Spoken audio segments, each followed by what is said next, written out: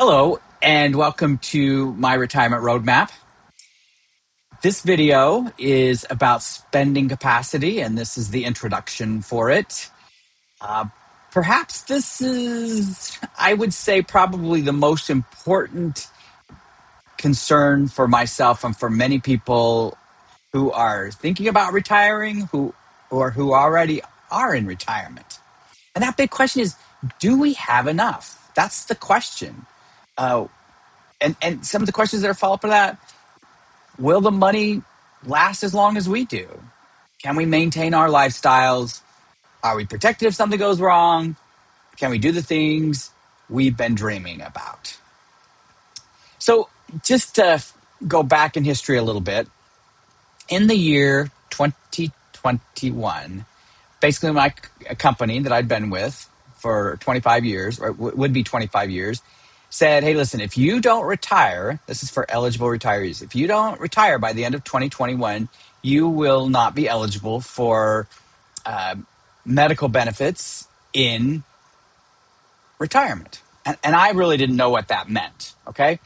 But I do now, of course. But I spent the better part of 2021 trying to determine if we had enough money for me to retire. That was a big deal. And even then, when I decided to retire, I still didn't know for sure. So, what we're talking about now is spending capacity. I'm going to walk us through this journey and how I discovered that. So, this question again, do we have enough? That's a big question for everybody. People who are trying to determine if they have enough money to retire, or if they're in retirement, they're like, will our money last? That sort of thing. So, that's the big question. I'm going to talk about a couple of things here, the safe withdrawal rate and also probability of success very quickly. Now, if you have not heard of the safe withdrawal rate, I wouldn't spend a lot of time trying to understand it. It is a basic rule of thumb. And this goes back to a financial planner, Bill Bengen, who did some research and basically came up with, hey, listen, if a retiree started out with a withdrawal rate of 4% of their portfolio in the first year of retirement, and then they just added inflation adjustments on that, that portfolio would last for 30 years, even when the market went up and down.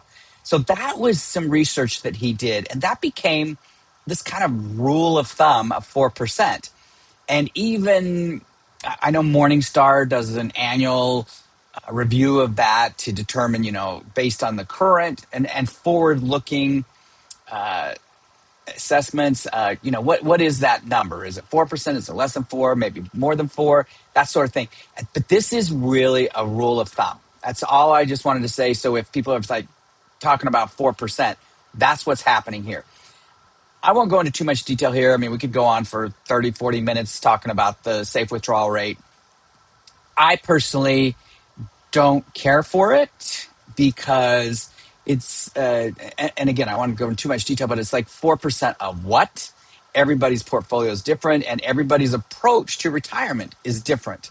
So that's a thing I have a little bit of a struggle with, safe withdrawal rate. Again, if you never heard of it, I wouldn't spend too much time trying to learn what that is. It is just a rule of thumb, but it is widely discussed in retirement financial planning. Very popular topic. Then we move on to probability success. Now, this is where almost all financial software that I've seen uses this probability of success, gives a number, a score, a grade of, what's the probability that you're going to succeed in your financial plan, your retirement financial plan. And it really is. For most people who have received financial plans, they typically get a score. And it's good, but I have a lot of problems with the probability of success. For me, and I assume most people are similar to this, that score, if it's not 100%, it's a problem. That's not good. This isn't good enough. And then someone will say, well, maybe it's 90% or 80%. 80% is probably good enough. But I still have a lot of issues with that. And the probability of success can swing widely with, the market. So the market goes down, drops 10% one day, then that probability of success is going to drop overnight. But is that accurately reflect what's going to happen. Also, like I'm saying, if I'm not 100%, I'm basically going to fail. But that's not the case. If we turn that around, let's say you have an 80% probability of success. Well, then that also means that you have a 80% chance of underspending your portfolio. And again, I could spend 35, 40 minutes talking about probability of success. There's some great work out there that discusses it. But if you really think about it, the right probability of success is 50%, and then you adjust along the way, because you don't want to overspend, you don't want to underspend, you really want to get it. So you want to get to the part where you're 50% probability of success, and then you adjust. Long story short, though, I'm not a probability of success person. It just doesn't resonate with me. So way back when I was, early in retirement. Okay, so I had retired. This is in 2022. I had spent some time in the CFP externship, that's Certified Financial Planner externship I attended. There were software demos. We used different softwares. There were a lot of probability of success there. Then I kind of stumbled across, I guess, I think it came out of that externship, Income Lab.